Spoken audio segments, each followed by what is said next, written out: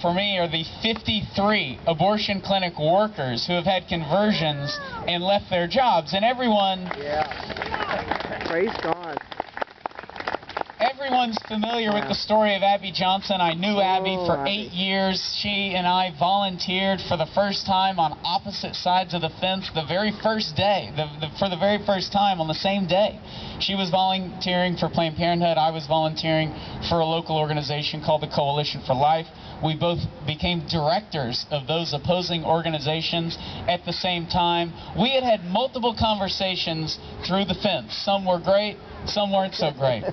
But those conversations led to a relationship to where in the community, if you were to pull somebody aside and say, who are the two people in this area that probably hate each other the most? Well, on paper, everybody would have said the director of Planned Parenthood and the director of the Coalition for Life.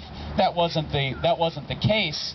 We certainly weren't having Christmas dinner together, but she knew why we were there.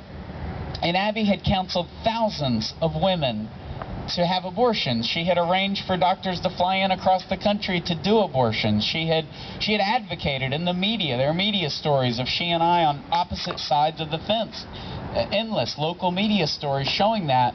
And yet when she saw her product, when she saw what it is we were actually talking about in abortion, she's witnessed a 13-week-old baby boy fight for his life and lose it on an ultrasound-guided abortion.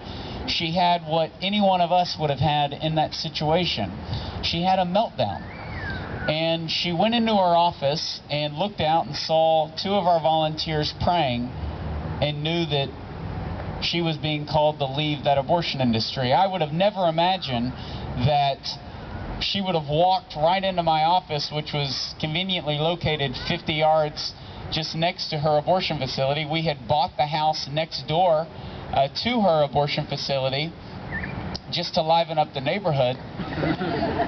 And there were thousands of women that had come into our office. I never imagined that the director of that clinic would do so, but she did.